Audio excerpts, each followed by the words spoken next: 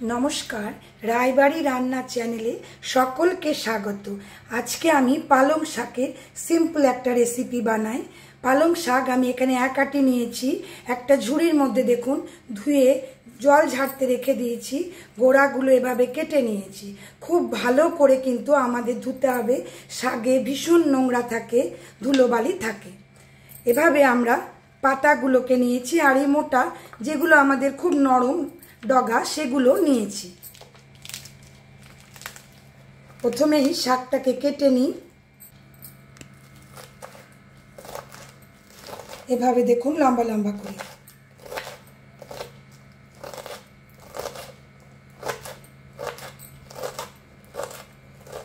पुरो शाकटा आमरा एभाবে केटे नेब। एर साथे टमेटो निয়েছি, रसुन निয়েছি और काँचा लंका निয়েছি, सबई छोटो छोटो करे केटे नेब।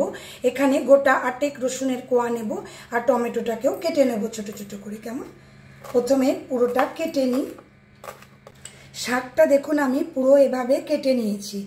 काटार आगे अवश्यई धुए नेबेन। शाक किन्तु केटे निये धुले बाली टाली थेके जेते पारे। एर साथे टमेटो खूब छोटो छोटो करे केटे निয়েছি, रसुनटाও আমরা কেটে নিয়েছি, কাঁচা লঙ্কা কিছুটা কুচিয়ে রেখেছি আর দুটো আমি পোড়নে দেওয়ার জন্য রেখেছি।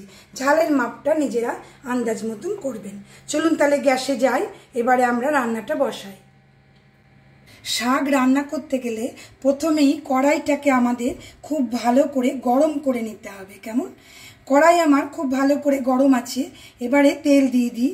সাদা তেলে আজকে আমি রান্নাটা করছি, সরষের তেলেও কেউ চাইলে করতে পারবেন। ফুল ফ্লেমে তেলটা ভালো করে গরম হয়ে যাক। পুরো কড়াইটা মাখিয়ে দিই যাতে আমাদের শাকটা লেগে না যায়। তেলটা আমাদের গরম হয়ে গেছে। এবারে আমি কালো জিরে ফোড়নে দিচ্ছি ছোট চামচ দিয়ে 1 চামচ। কালো জিরে কিন্তু আমাদের শরীরের জন্য খুবই উপকারী আর শাকে ভীষণ খাটে। দুটো কাঁচা লঙ্কা দিয়ে দিচ্ছি। অবশ্যই ফেলে দেবেন তেলের উপরে।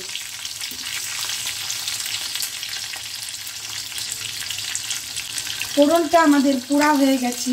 আস্তে আস্তে শাকটা ছেড়ে দিচ্ছি।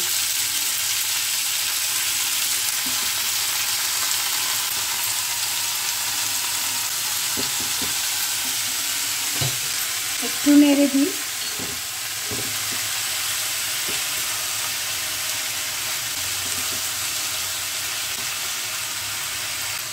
শাকটা রান্না করতে গেলে ধুতে কাটতেই যতটুকু সময়, রান্না করতে কিন্তু একদমই সময় লাগবে না। দেখুন ওপর থেকে রসুন কুচিটাও দিয়ে দিই, টমেটোটাও দিয়ে দিলাম। শাকের ওপরেই দেবেন টমেটোটা। ভালো করে নেড়ে মিলিয়ে দিই।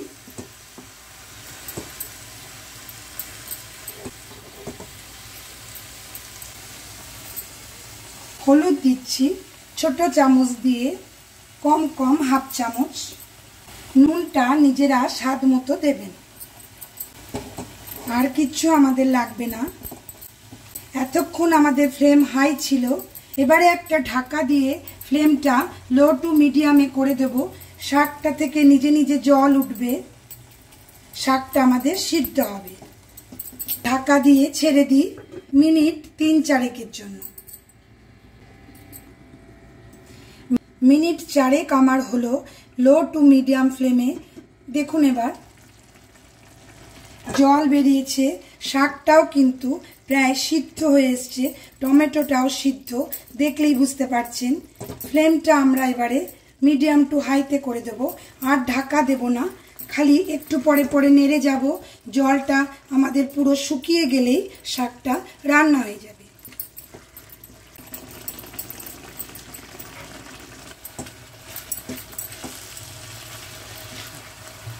দেখুন জলটা আমাদের প্রায় শুকিয়ে এসছে।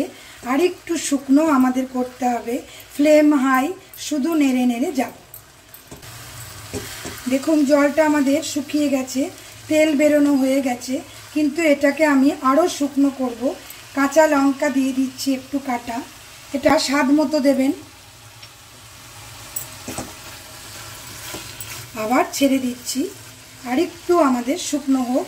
কড়াইটার মধ্যে একটু ভরিয়ে দিই, ছড়িয়ে দিই শাকটাকে। কেমন দেখুন আমাদের একদম শুকনো হয়ে গেল শাকটা। রেসিপিটা অবশ্যই একদিন ট্রাই করুন। যদি ভালো লাগে please like, share, comment and subscribe my channel. Subscribe করে পাশে থাকা বেল আইকন অবশ্যই প্রেস করবেন নতুন নতুন রান্নার নোটিফিকেশানের জন্য। গরম ভাত, রুটিতে খুব ভালো যাবে আমাদের এই শাক। আর সময় কিন্তু একদম বেশি লাগে না। শাকটা কিন্তু খুব ভালো করে ধুয়ে তারপরে কাটবেন। গ্যাসটা বন্ধ করে দিই। আজ আমি এই পর্যন্তই। ধন্যবাদ।